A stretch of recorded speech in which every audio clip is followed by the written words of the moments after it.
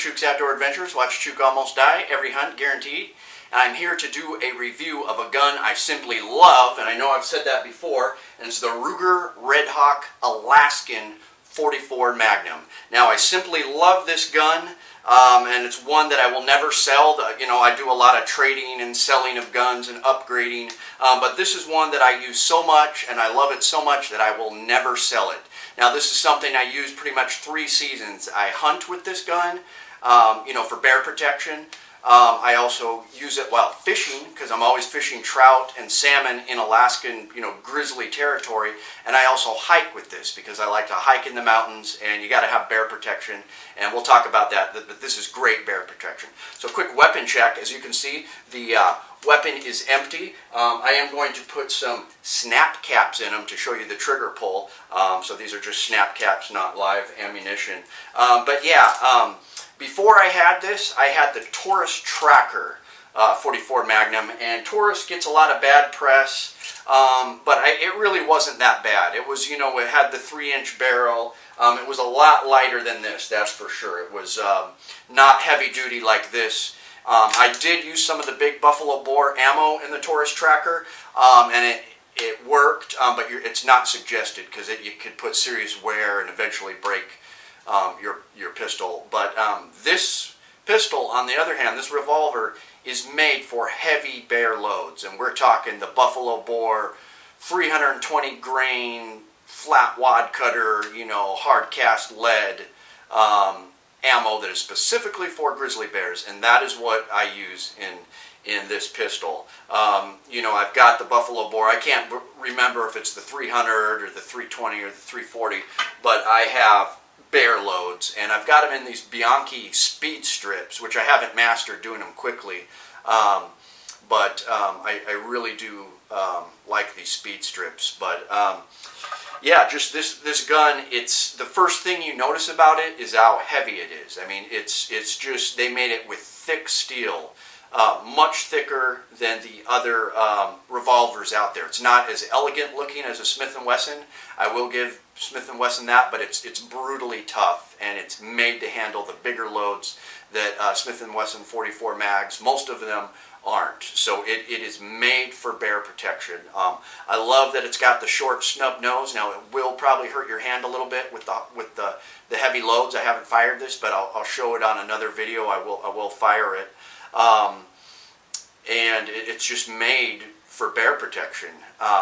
Now, I want to talk about this this holster. This is the Diamond D guide chest holster, I believe it's called. It's made here in Alaska. I think it's in Palmer, possibly Wasilla.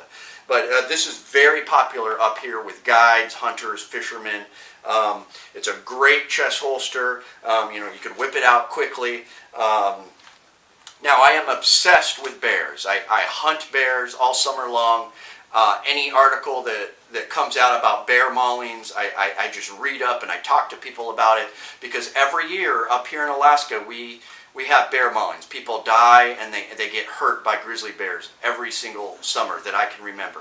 And this last summer, summer of 2014, a guy was hunting deer with his son-in-law in Kodiak. It was in the papers just a few months ago.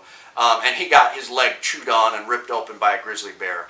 And the other guy was able to finally shoot it with a rifle. But the newspaper article didn't say what pistol he had or what holster he had, but he did say that the guy struggled with the leather tong.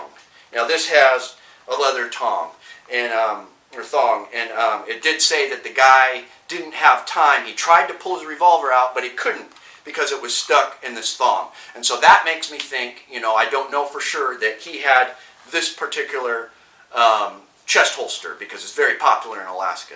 So because of that, what I do, unless I'm crossing a river, I need it real snug, when I'm in thick brush and bear territory, I will go ahead and take the thong off and leave it like this so I can quickly pull it out.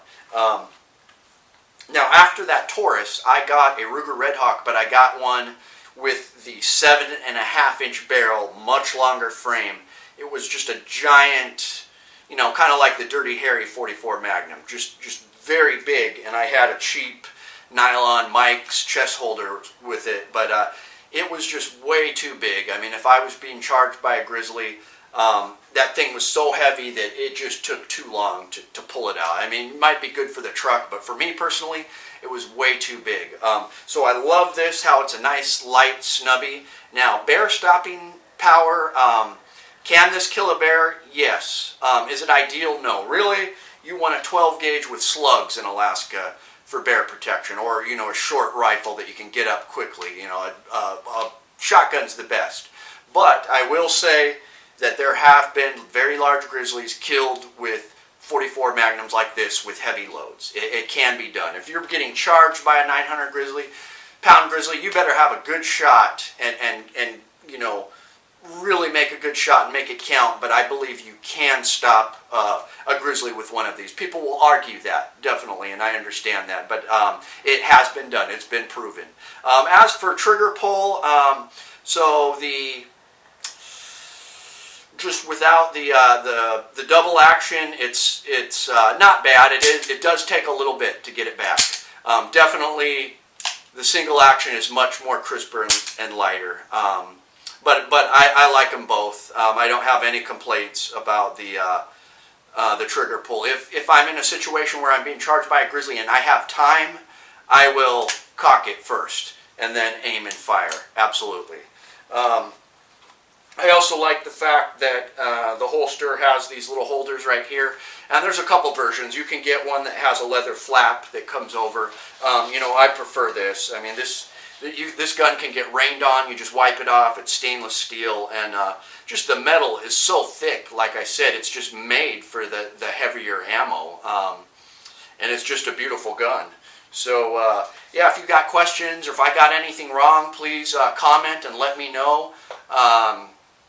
And don't forget to hit the subscribe button. And thank you, YouTube. Chuke, your friend in the field.